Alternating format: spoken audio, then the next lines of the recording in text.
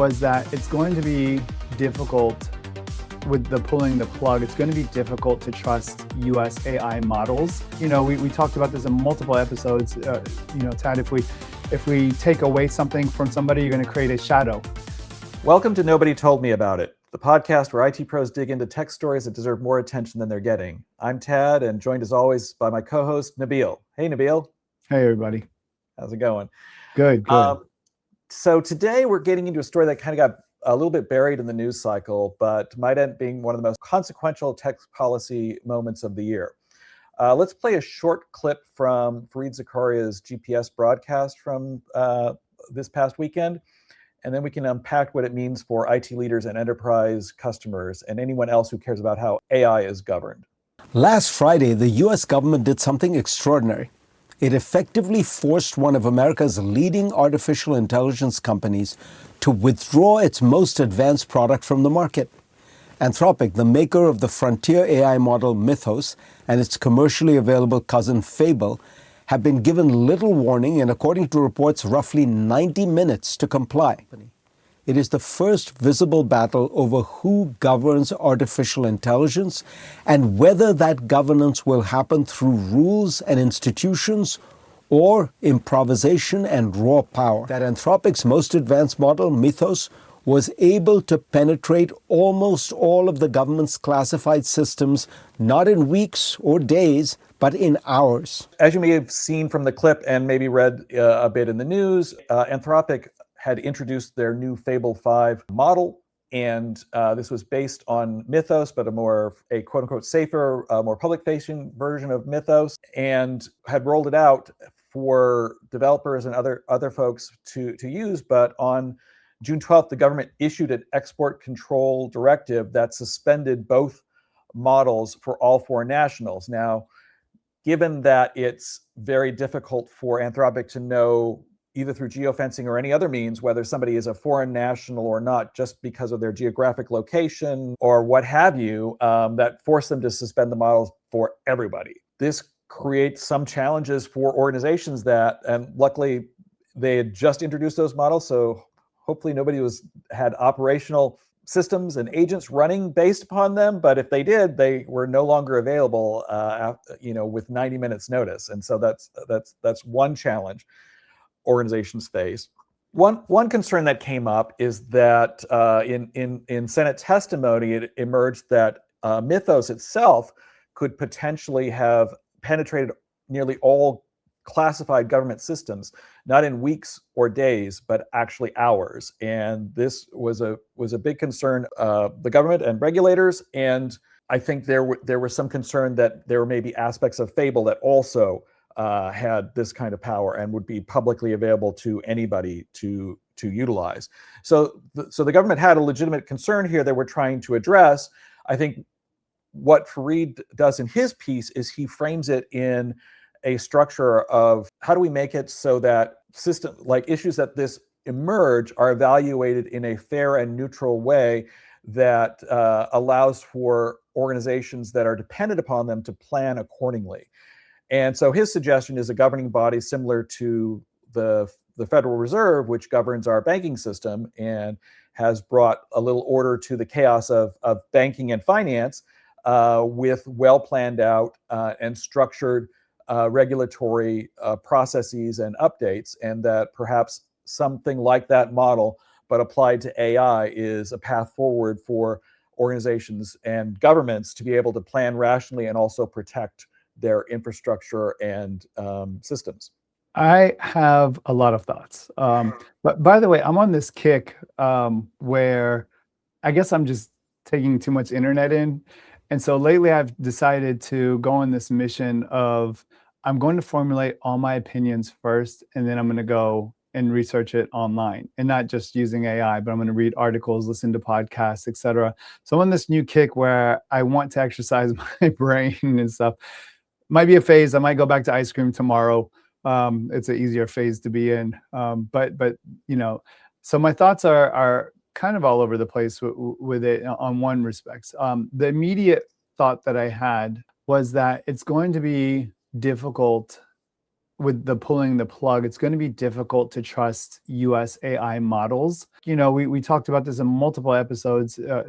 Tad, if we take away something from somebody, you're going to create a shadow use of it, shadow AI, shadow IT. And so if you don't have any reliance, if you go to work every day and your computer doesn't work really well, and the ones they gave you, this is what it is, and then sometimes they take it away from you, you're just going to bring your own. And so what does using your own mean? And does it use an adversary's AI system? So it is an issue. It's an issue. And so you can't really just have access to just be cutting people off. It causes some governance issues, which we'll dive into in a bit here. And it just potentially, causes some economic instability. Those are our initial thoughts. Yeah, I mean, it's a huge risk for us internationally to be competitive and have foreign governments, foreign companies, foreign citizens their usage of our IT products helps support all of us and all of the work that our companies do in this space. But if they can't rely upon them, you already see organizations like the French government, like other European governments, moving away from using Microsoft Azure infrastructure or Amazon cloud infrastructure and favoring EU-based IT entities because they don't trust that the US government might arbitrarily say, you know what, nobody can have access to this platform, and all of a sudden systems that they've had running for years in these environments no longer work. And that's an operational risk that they as governments and companies have with their citizens. But I think it also relates to questions we might have about AI governance more locally and for our organizations we support. I don't know if you wanted to explore that a little bit now, or if you had other thoughts about Fareed's piece that you wanted to dwell on. No, I'll jump right into governance. The first thing we wanted to do is, we always do this every show, is try to differentiate between hype and what's real. And so if I could take a step back and just address the hype part, if that's okay with you. Sure.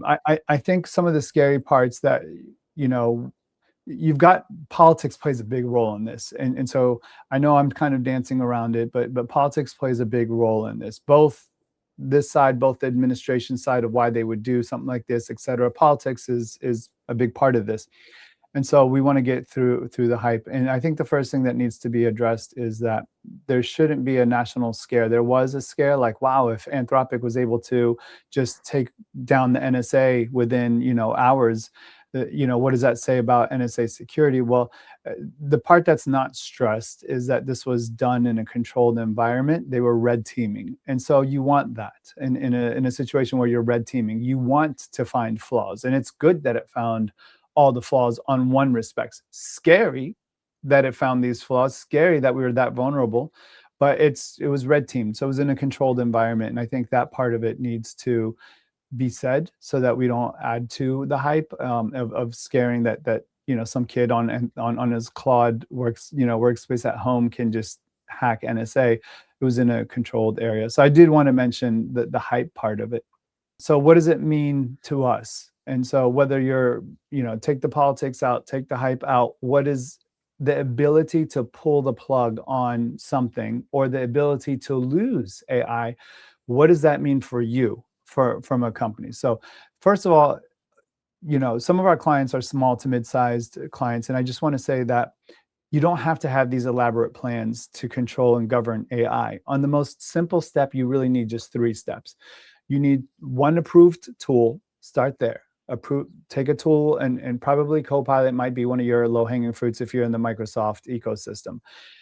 A no copy paste rule and training, right? So you need an approved tool, no copy paste tool, and train people over that. And can you explain that piece a little bit more? Like, what do you mean by a no copy paste rule? Sure. Thank you. That was pretty generic. So what to and what not to plug into AI. So if you're a small company and you're really looking to get help with governance, if nothing else, take a tool that you're going to approve, establish rules. You cannot paste this into the AI. You cannot paste that into AI. You can't upload these Excel sheets and just have that rule, that policy established, push it out, and then establish training over that. And then one human owner.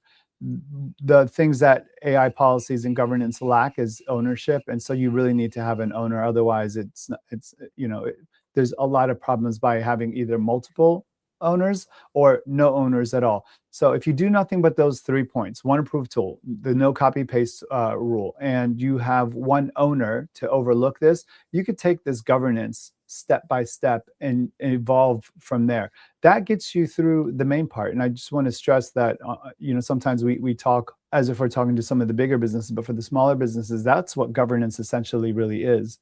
On a bigger establishment, bigger organization, it's just those rules spread out a little bit more or broken down a little bit more. So Nabil, how do we plan for the future given all this uncertainty and risk that's out there? So with the one person in charge, start with a committee maybe, and you need to answer 3 questions. If you can answer these 3 questions, you'll be in a safer place. The question number 1 that you need to answer, and we can help you answer those, by the way, as consultants. If you engage with us, we can help you answer these questions.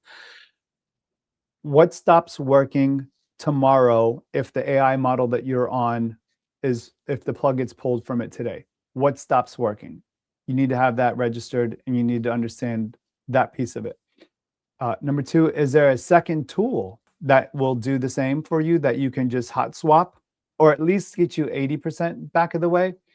And then number 3, can you run a week without it?